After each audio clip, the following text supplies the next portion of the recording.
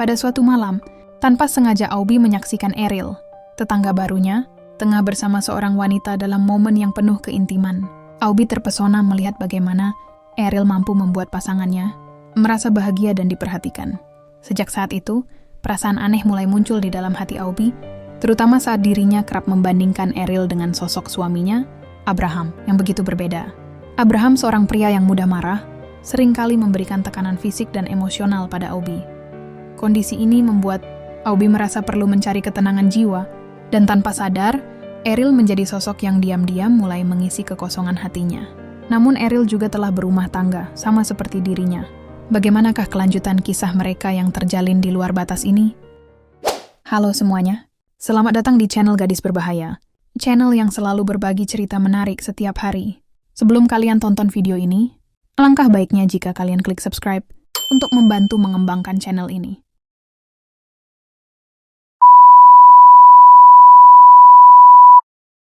Episode 1, aku duduk termenung di depan jendela dapur, menunggu air yang sedang kudidihkan. Tiba-tiba, aku mendengar suara aneh desahan seorang wanita. Setahuku, hanya ada satu rumah di sebelah sini, dan itu pun rumah kosong yang sudah lama tak berpenghuni.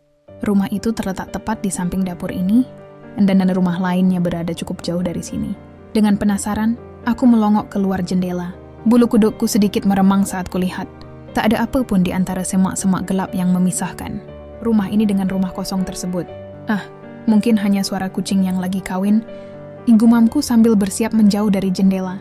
Suara itu masih terdengar, bahkan semakin nyaring. Kembali, aku menatap suasana malam dari jendela dapur. Tiba-tiba, klap, lampu di rumah kosong itu menyala, memperlihatkan dua sosok yang tampak sedang bersama di belakang jendela. Jendela rumah itu terbuka, langsung menghadap ke dapurku, dan di sana mereka tampak sedang asyik dalam pelukan. Aku pun bertanya-tanya, apakah mereka pasangan yang tak mampu menyewa hotel hingga memilih masuk ke rumah kosong ini secara diam-diam? "Terus sayang!" ujar wanita itu, sambil bersandar di jendela. Pria di belakangnya tampak mendekat, tangannya sibuk menyentuhnya dengan lembut. Saya melihat adegan itu dengan perhatian, seakan menonton sebuah sinetron. Si wanita terus mendesah, tampak menikmati momen tersebut. Tanpa sadar saya terbawa suasana, memikirkan perasaan yang jarang saya alami dalam hubungan saya sendiri. Namun pria itu menyadari keberadaan saya dan tersenyum. "Ada apa?" tanyanya dengan bahasa isyarat. Saya hanya membalas tak ingin berlama-lama. Saya menutup jendela dengan cepat, merasa campuran antara malu dan bingung atas apa yang baru saja terjadi. "Auby!" terdengar teriakan Mas Abraham yang tiba-tiba masuk ke dapur. "Ya, Mas?" jawabku sambil memalingkan badan dari jendela yang sudah tertutup. "Mana kopiku? Dari tadi nunggu, nggak datang-datang." "Oh, maaf Mas, ini baru mau aku buat." "Cepetan, kamu ini lambat sekali, dasar istri nggak berguna," ujarnya dengan nada kesal. Makian seperti itu sudah sering kudengar ketika ada kesalahan kecil. Meski kadang membuatku sakit hati, aku biasanya cepat memaafkannya. Keesokan harinya, "Auby!" teriak Mas Abraham dari ruang depan. Aku yang sedang mencuci piring segera berlari menghampirinya. "Ya, Mas? Dokumen-dokumenku itu kenapa nggak kamu masukin ke tasku?" tanyanya. "Dokumen yang mana, Mas?" "Itu, yang ada gambar Desi Ratnasari sama Lydia Kando." Mas Abraham menunjuk beberapa buku tipis di atas meja. "Itu kan cuma TTS, Mas, bukan dokumen penting." "Itu penting menurutku," jawab Mas Abraham kesal. "Baik, Mas, akan segera aku masukkan." Aku segera mengambil beberapa TTS yang dimaksud sambil membatin, apa mungkin suamiku sebenarnya tidak kerja di kantor, tapi jadi tukang cukur di bawah pohon yang sibuk mengisi TTS saat tak ada pelanggan? Tiba-tiba bel pintu berbunyi. Aku hendak membukakan pintu untuk tamu pagi-pagi begini. Tapi Mas Abraham mencegah, "Biar aku saja yang buka. Kamu urusin saja TTS-TTSku," ujarnya sambil segera menuju pintu. "Selamat pagi.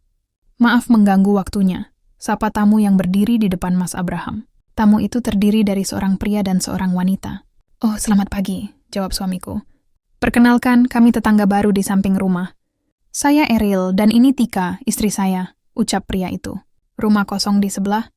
"Betul, Mas." Mendengar percakapan mereka, aku otomatis menoleh. Pria itu ternyata adalah pria yang kulihat semalam bersama seorang wanita, yang ternyata adalah istrinya. Kami membawa bingkisan makanan sebagai tanda perkenalan. Ucap Tika sambil menyodorkan bingkisan kepada Mas Abraham. "Makanan?"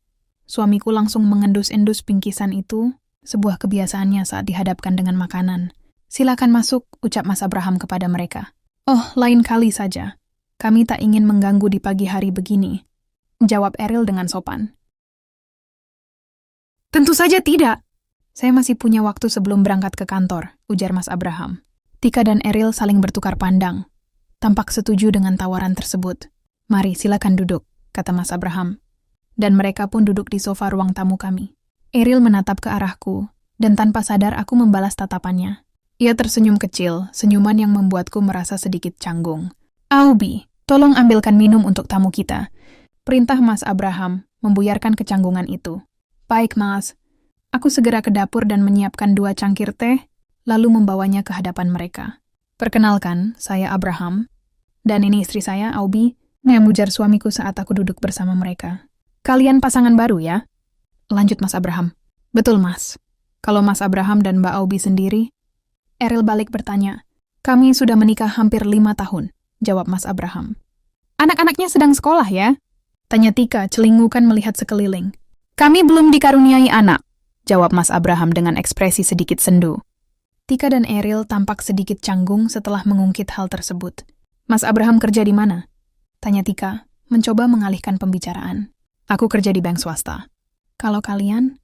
Saya guru di SMA dan Eril pelukis. Kami rencana buka galeri di rumah. Jadi kamu seniman? Mas Abraham memandang Eril. Iya, Mas. Pantas tatonya banyak, celetuk suamiku.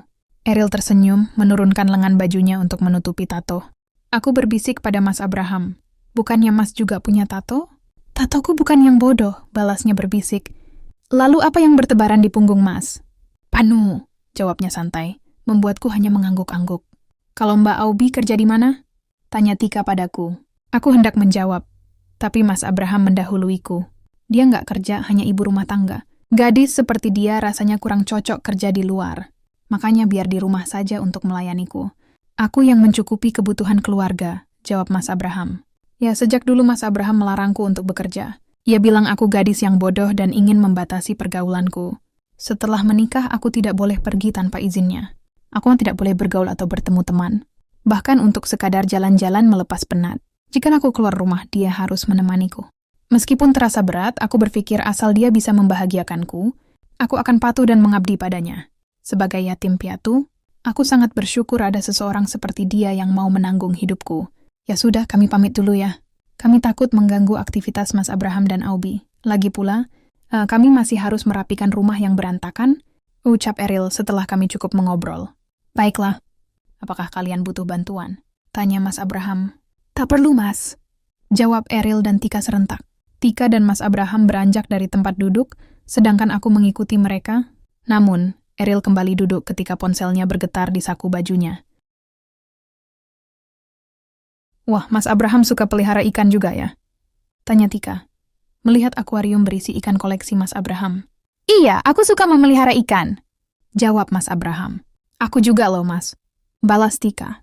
Benarkah? Tanya Mas Abraham terkejut. Iya. Kamu mau melihat koleksi ikan-ikanku? Tanya Mas Abraham. Boleh. Jawab Tika. Mas Abraham dan Tika berjalan menuju akuarium besar di pojok ruangan, sementara aku berdiri di antara sofa tempat Eril duduk. Ia sibuk membalas pesan di ponselnya. Sekilas aku memperhatikannya, tetapi tiba-tiba, kenangan semalam kembali menghantuiku, mengingat Eril yang tampak mahir menyenangkan wanita. Setelah itu Eril mendongak ke arahku. Aku buru-buru mengalihkan perhatian dan berniat menyusul Mas Abraham, tapi sayangnya, dengkulku menyenggol cangkir teh milik Eril yang tinggal separuh. Teh itu tumpah tepat di pangkuannya. Krompiang! Cangkir itu menggelinding dan menimbulkan suara gaduh, menarik perhatian Mas Abraham dan Tika kembali ke sofa, melihat ke arahku dan Eril. Aubi! Teriak Mas Abraham, suaranya melengking. Apa yang kamu lakukan? Ceroboh sekali. Selalu saja bikin ulah, makinya saat mendekat. Lihat, celana Eril jadi basah kuyup. Tanggung jawab kamu. Iya, Mas.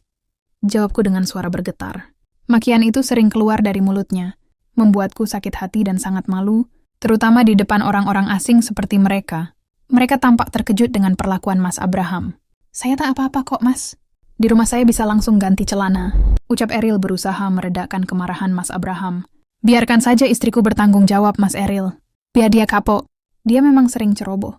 Ayo, cepat, Aubi. Bersihkan celana Eril. Iya, Mas, jawabku. Aku segera mengambil beberapa lembar tisu dan duduk di depan Eril.